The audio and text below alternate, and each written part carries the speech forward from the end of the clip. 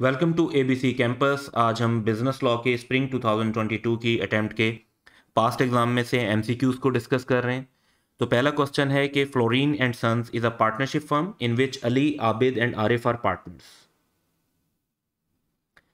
During a business trip in January 2022, they convinced a well-known businessman Haris to join FS, यानी Florine and sons. Haris agreed and joined FS as a partner. तो पहले 3 partner थे, हारिस के join करने के बाद partners की तादाद 4 हो गई। Recently, it has been revealed that last year Abid intentionally consigned poor quality goods to a customer. Abid is one of the partners.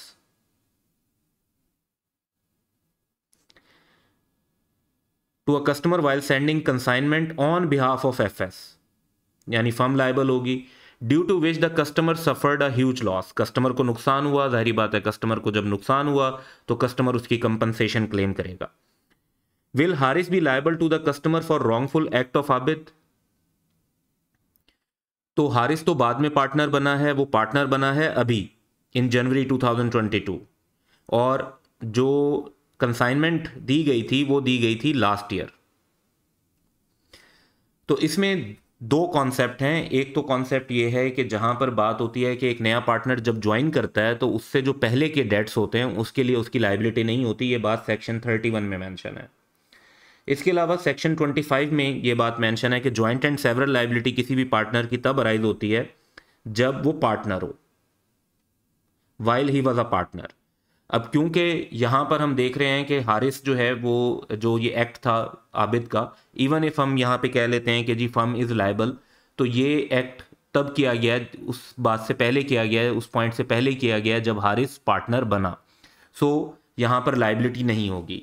तो हम पहले तो ये येस वाले 2 ऑप्शंस गलत कर देते हैं। दूसरा है कि because Haris was unaware of Abid act at the time of becoming a partner. यहाँ पर अवेयर या अनअवेयर होने से इम्पैक्ट नहीं पड़ता। मेन हमारा होगा कि बी पॉइंट है कि because the act was carried out by Abid before Haris became a partner. तो जब वो पार्टनर होगा उस टाइम के डेट्स के लिए और एक्ट्स के लिए वो लायबल होगा, उससे पहले और बाद के लिए लायबल नहीं होगा। So option B would be correct. Next चलते हैं। तो क्वेश्चन है कि if the president of Pakistan resigns and his office becomes vacant, which of the following will be next in line to act as president until a new president is formally elected। अच्छा, ये legal system of Pakistan से relate करता है और constitution of Pakistan के मुताबिक इसमें जो पोजीशन है वो ये है कि chairman of the senate under the constitution is next in line to act as president if the office becomes vacant and until such time a new president can be formally elected। तो exactly इसी point की base पर ये MCQ design किया गया है। सो हमारा option होगा बी के chairman of the senate. Next चलते हैं। क्वेश्चन है कि if a government officer is involve in money laundering, anti money laundering act से रिलेटेड क्वेश्चन होगा, this act will be considered as. तो यहाँ पे प्राइमरी ऑफेंस और predicate offence, minor offence, intentional tort, इनकी बात हो रही है। प्राइमरी ऑफेंस तो जाहिर बात है जो मनी लॉन्ड्रिंग एक्ट जिस चीज़ को प्राइमरी ऑफेंस कंसीडर कर रहा है वो तो इटसेल्फ मनी लॉन्ड्रिंग का काम है। जिस एक्ट के अंदर वो इन्वॉल्व है, गवर्नमेंट ऑफिसर का इन्वॉल्व होना जो है वो करप्शन के अंदर आता है, wrongful and unlawful use of his office आता है। तो इसको जो है वो करप्शन को हम प्रेडिकेट ऑफेंस करेंगे, क्योंकि प्रेडिकेट ऑफेंस वो है जिस ऑफेंस से वो प्रोसीड जनरेट की जाती हैं जो कि मनी लॉन्ड्रिंग के अंदर फिर उनको वाइट की करने की कोशिश की जा रही है और लॉन्डर करने की कोशिश की जा रही है। सो करप्शन स्पेसिफिकली एग्जांपल्स के तौर पे भी लॉ में मेंशन है। सो हमारा आंसर होगा प्रेडिकेट ऑफेंस, ऑप्शन बी।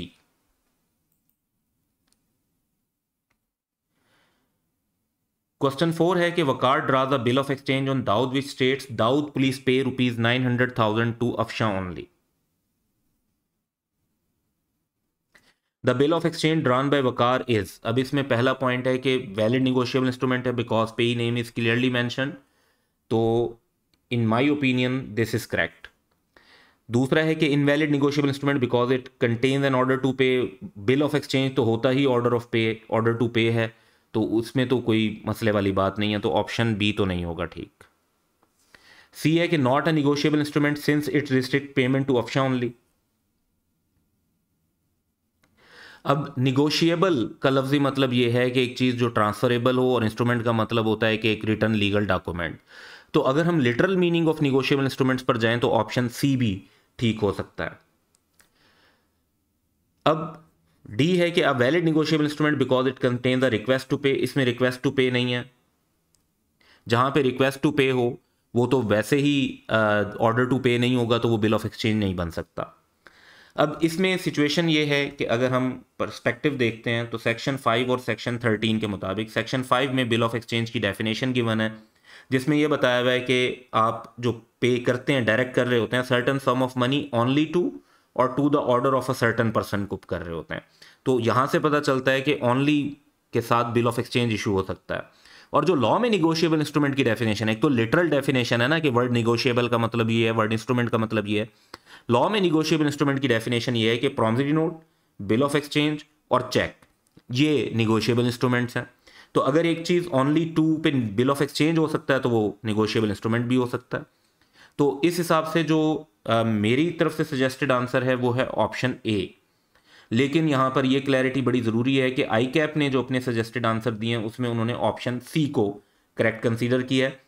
तो वहाँ पर ऑब्वियसली उनका पर्सपेक्टिव जो होगा वो ये होगा कि निगोशिएबल का वर्ड पे फोकस किया होगा, लिटरल मीनिंग पे फोकस किया होगा कि क्योंकि इंस्ट्रूमेंट निगोशिएबल नहीं है तो वो कह रहे होंगे कि जी ये निगोशिएबल इंस्ट्रूमेंट नहीं है। लेकिन जो लॉ की डेफिनेशंस हैं अगर उनको अप्लाई किया जाए तो बिल ऑफ एक्सचेंज ऐसा इशू किया जा सकता है जो ओनली टू और to the order of certain person हो। सो इसलिए आज से हमारे हिसाब से इसका ऑप्शन ए करेक्ट बनता है। बट ऑब्वियसली आप आई कैप का सजेस्टेड आंसर देखेंगे तो वहां पर आपको ऑप्शन सी नजर आएगा। नेक्स्ट क्वेश्चन देखते हैं।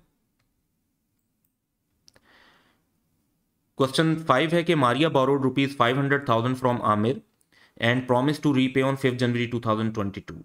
She used the funds for giving loan to her brother Junaid. On the due date, Maria requested Amir to take payment directly from Junaid instead of her. Junaid promised to pay ₹500,000 to Amir on 15 March 2022 and Amir agreed. अब ये देखें, original जो contract था वो था मारिया और आमिर के बीच। मारिया ने वो पैसे जुनेद को दिए थे। बाद में पार्टीज़ ने आपस में जो अरेंजमेंट हुआ उसमें उन्होंने पार्टीज चेंज की। तो मारिया ने कहा कि जुनेद वुड पे, जुनेद ने भी एग्री कर लिया और आमिर ने भी एग्री कर लिया, जिसका मतलब है कि मारिया और आमिर के बीच जो कॉन्ट्रैक्ट था वो ख़त्म हो गया और अब कॉन्ट्रैक्ट है आमिर और जुनेद के दरमियान। तो इस कॉन्टेक्स्ट में क्वेश्चन ये है कि Aamir can claim ₹500,000 from Maria. अब तो मारिया के साथ कॉन्ट्रैक्ट ही नहीं है तो वो क्लेम नहीं कर सकते। इस पर हम सेक्शन 62 अप्लाई करेंगे। इनोवेशन में ये होता है कि अगर parties to the contract agree कर जाएं तो जो ओरिजिनल कॉन्ट्रैक्ट होता है फिर वो डिस्चार्ज हो जाता है, उसकी परफॉर्मेंस नहीं करनी होती। तो आमिर जो है वो मारिया से क्लेम नहीं कर सकता, दोनों से भी क्लेम नहीं कर सकता। तीसरी स्टेटमेंट है कि Aamir can not claim 500,000 from Maria as there is no contract between them, क्योंकि जो उनके दरमियान कॉन्ट्रैक्ट था वो क्योंकि खत्म हो चुका है, डिस्चार्ज हो चुका है। तो ये स्टेटमेंट हमारी करेक्ट है। लास्ट वन को अगर हम देखें, Aamir can not claim ₹500,000 from Junaid as Maria is the principal debtor. ये स्टेटमेंट इसलिए गलत है कि ऐसा कॉन्ट्रैक्ट ऑफ गारंटीज के अंदर होता है और यहाँ पे कोई भी गारंटी वाला सिनेरियो क्वेश्चन के अंदर एग्जिस्ट, जो सिनेरियो बताया गया उसके अंदर एग्जिस्ट नहीं करता। तो यहाँ पे गारंटी, श्योरिटी, प्रिंसिपल डेटर वाला सिनेरियो एग्जिस्ट ही नहीं करता। So option C is correct. Next चलते हैं। क्वेश्चन 6 है कि in order to store valuables Mariam agree to purchase a safety cabinet from her friend Naureen for ₹800,000. Mariam was of the impression that it was manufactured in Japan and is fireproof. However, she did not confirm her understanding from Noreen. On delivery day, Mariam expressed her excitement about owning a Japanese origin fireproof safety cabinet. Noreen corrected her and mentioned that the only safety cabinet she owned and agreed to sell was purchased from Japan, but it was neither fireproof nor manufactured in Japan. खरीदा Japan से था लेकिन वो made in Japan नहीं है, वो किसी और जगह से बना हुआ होगा, मेड इन कोरिया होगा, made in Pakistan, whatever. Mariam got upset and refused to make the payment. अच्छा, अब इसमें अगर हम देखें तो यहाँ पे नौरीन की तो कोई भी मिस्टेक नहीं है, मरियम का खुद का इंप्रेशन था, खुद की एक अंडरस्टैंडिंग थी, खुद गलती पर थी और उन्होंने कंफर्म भी नहीं किया, डिड नॉट कंफर्म। तो जब एक पार्टी मिस्टेक पर हो as to matter of fact तो हमारा कॉन्सेप्ट आएगा unilateral mistake as to matter of fact. Contract voidable नहीं होता इसकी वजह से, और यानी कॉन्ट्रैक्ट वैलिड होगा और कॉन्ट्रैक्ट को परफॉर्म करना होगा। तो हमारा जो आंसर है वो वैलिड वाला होगा।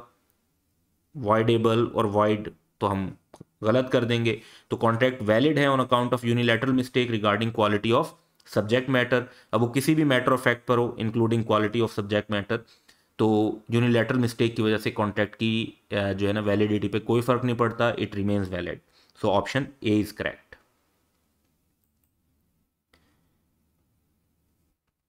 क्वेश्चन 7 है कि विच of the following statements is correct. 4 statements हैं हमारे पास और आर्बिट्रेशन से रिलेटेड स्टेटमेंट्स हैं कि अच्छा, अब इस पर जो चैप्टर हमारा है 18 उसको देख लेते हैं। तो पहली स्टेटमेंट है कि आर्बिट्रेशन एग्रीमेंट में ईदर भी एक्सप्रेस और इम्प्लाइड। अच्छा, इन्होंने पूछा है कि कौन सी करेक्ट स्टेटमेंट होगी, तो पहली स्टेटमेंट तो गलत है, क्योंकि आर्बिट्रेशन का एग्रीमेंट तो रिटर्न होता है। रिटर्न का मतलब है कि इम्प्लाइड तो नहीं हो सकता, तो पहली स्टेटमेंट वैसे ही गलत हो गई। अच्छा, दूसरी स्टेटमेंट है कि arbitration agreement can not be made to submit future differences to arbitration. अब यहाँ पर बात यह है कि जो आर्बिट्रेशन होती है वो प्रेजेंट और फ्यूचर डिफरेंसेस दोनों के लिए हो सकती है, इसलिए ये स्टेटमेंट भी गलत हो गई। तीसरी स्टेटमेंट है कि N arbitrator can correct any mistake made in the award. अच्छा, अब अगर इस बात पर करें तो इसमें जो है करेक्ट तो कर सकते हैं वो, लेकिन एनी मिस्टेक नहीं है, वो है एनी क्लैरिकल मिस्टेक जो एक्सीडेंटल स्लिप या ओमिशन की वजह से हो। तो एनी मिस्टेक तो बहुत ब्रॉड टर्म बन जाएगी। क्लैरिकल मिस्टेक होता है कि जैसे टाइपिंग की कोई गलती हो गई, कोई एक वर्ड गलत लिखा गया, उसके स्पेलिंग ठीक नहीं थे, इस तरह की चीज़ों को क्लैरिकल मिस्टेक कहते हैं। एनी मिस्टेक वाली बात गलत होगी, सो ये भी इनकरेक्ट हो गया। इससे ये तो पता चल गया कि ऑप्शन फोर्थ होगा, लेकिन देखते हैं कि arbitrator is empowered to make the award conditional, तो वो बिल्कुल इनको लाउड है। ऑप्शन यहाँ पे सी पॉइंट देखें कि द आर्बिट्रेटर और umpire make the award conditional और इन द अल्टरनेटिव वो ऐसा बना सकते हैं, तो हमारा ऑप्शन डी करेक्ट होगा।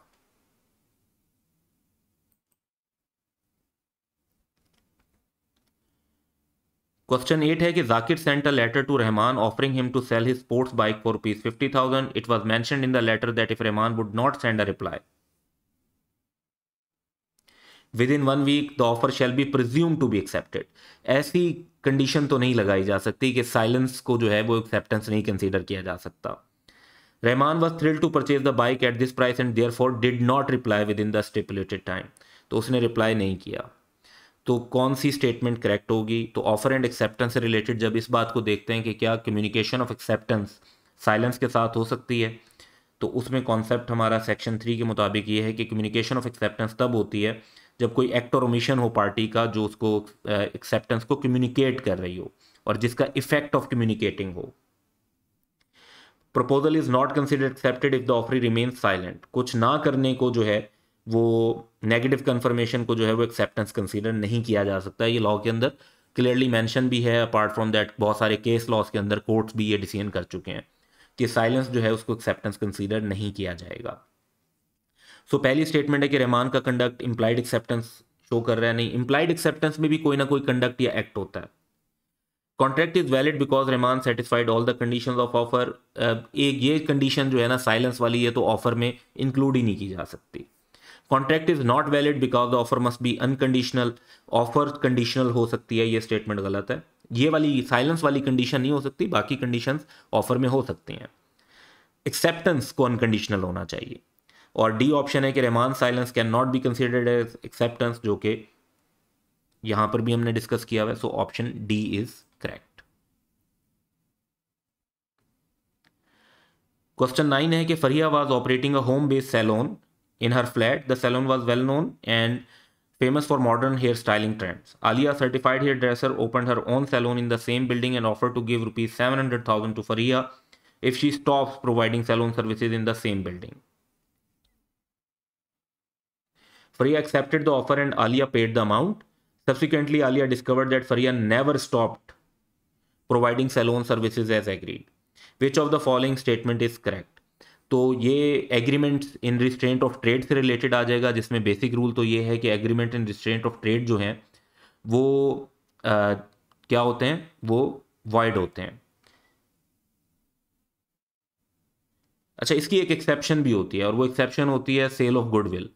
यहाँ पर अगर हम देखें तो अगर हम बात करेंगे तो सेम बिल्डिंग की बात है तो जहन में ये आएगा कि जी ये जो यहाँ पे लिमिट्स लगाई गई हैं वो रीज़नेबल हैं, बड़ी लिमिटेड सी हैं, और टाइम बेस भी अगर लगा दी जाए तो उस हिसाब से लोकल लिमिट्स हैं।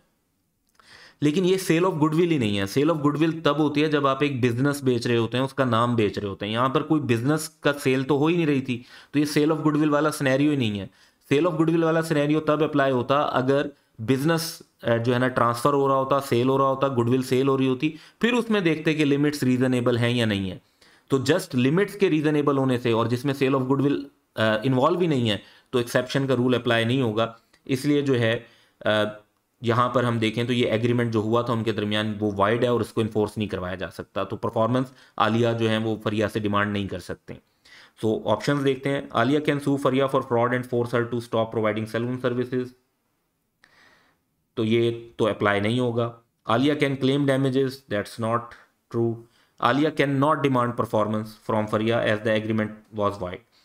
वंस अगेन यहाँ पर ये जहन में रखना है कि सेल ऑफ गुडविल की जो एक्सेप्शन है वो इसलिए अप्लाई नहीं हो रही क्योंकि कोई बिजनेस सेल किया ही नहीं जा रहा। तो आलिया जो है वो परफॉर्मेंस डिमांड नहीं कर सकती।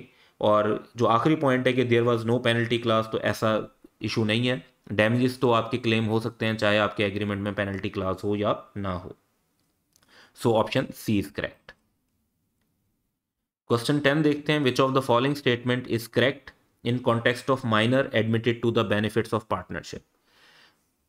तो his share in the partnership firm will not be liable for the acts of firm.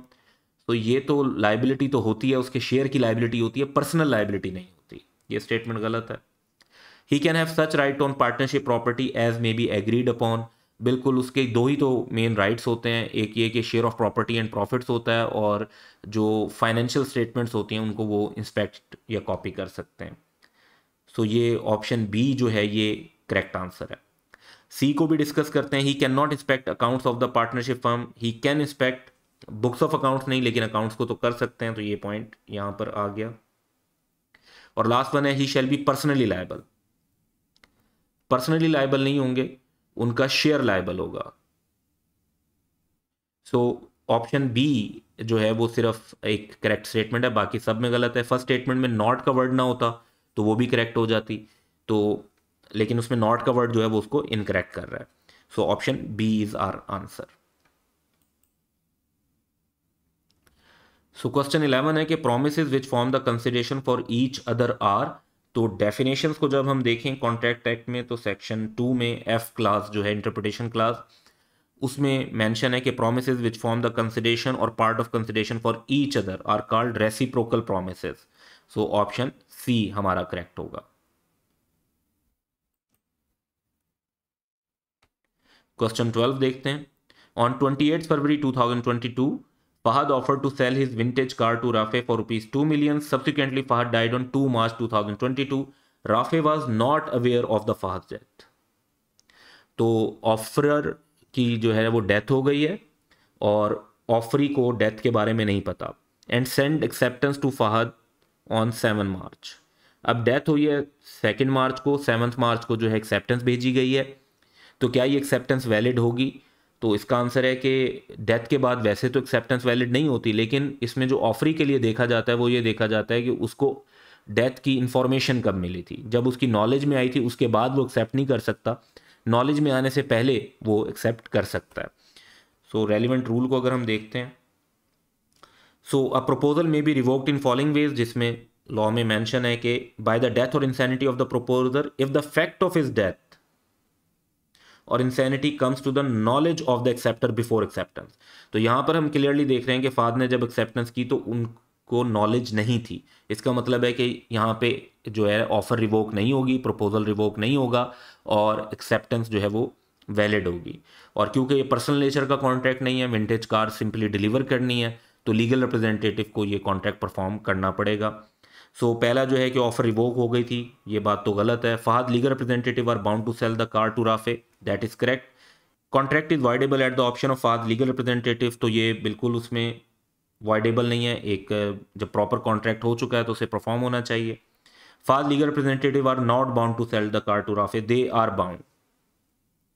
So option B is the only correct option. Question 13 है कि on 10 January 2022 Asif agreed to deliver 5000 kg of coal to Jain on 31 January 2022 at ₹70 per kg। तो contract perform जब होना है वो है 31 January 2022 और उसमें रेट जो है क्वांटिटी 5000 kg की है और रेट 70 पर kg का है। On 15 January 2022 Jain promise to deliver 5000 kg of coal to Faizan. अब जैन ने एक और कॉन्ट्रैक्ट कर लिया।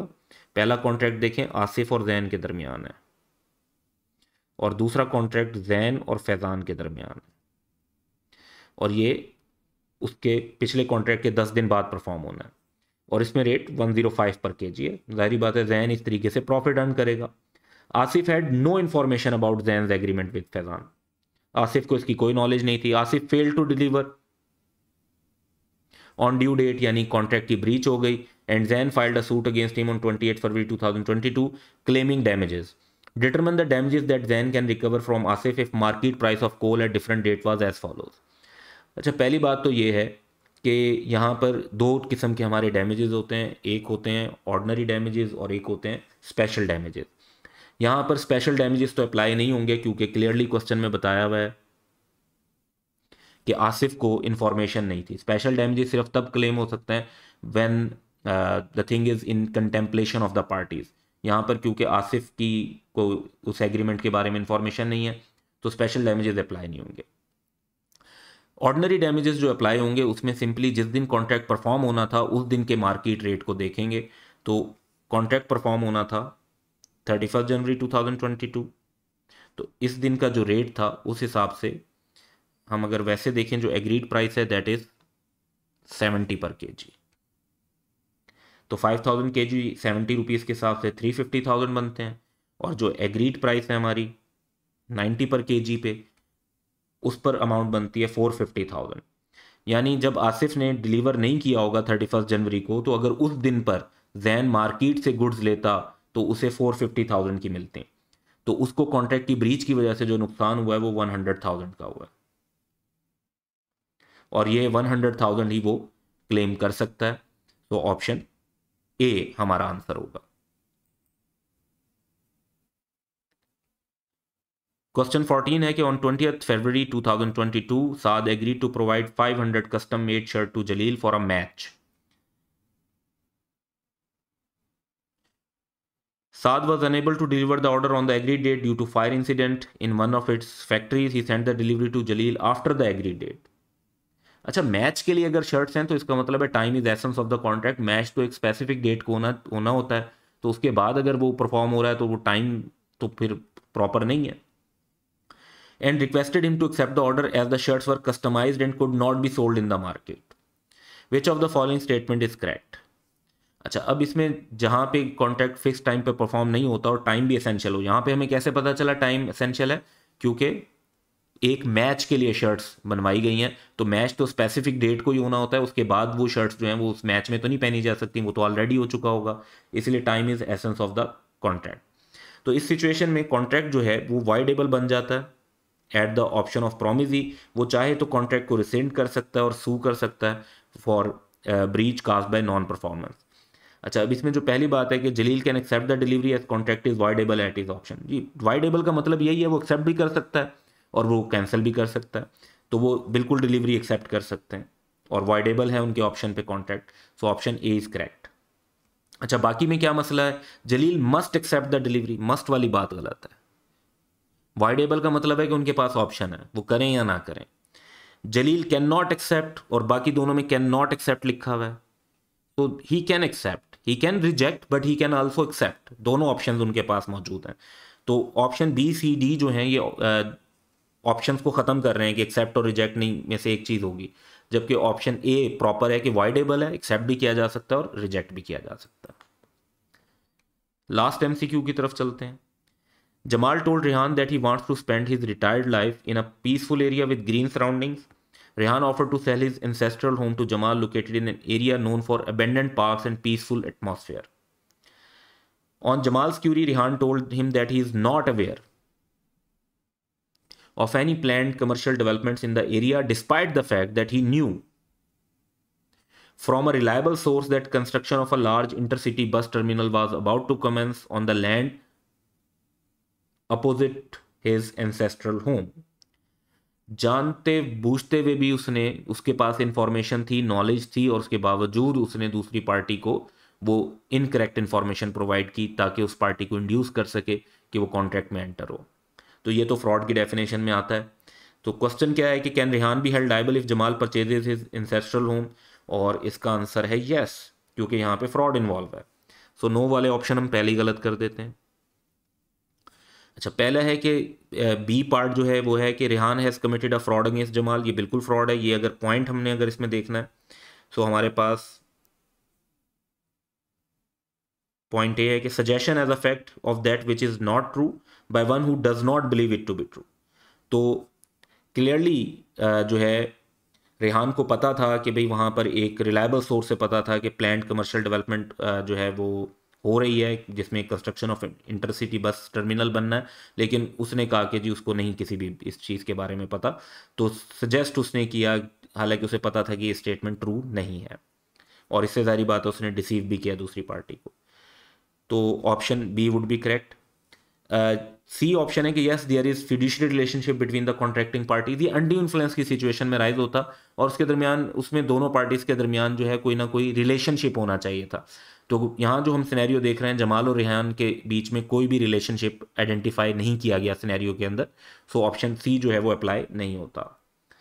सो ये हमारे MCQs थे स्प्रिंग 2022 के अटेम्प्ट के। That's all for today. Have a good day.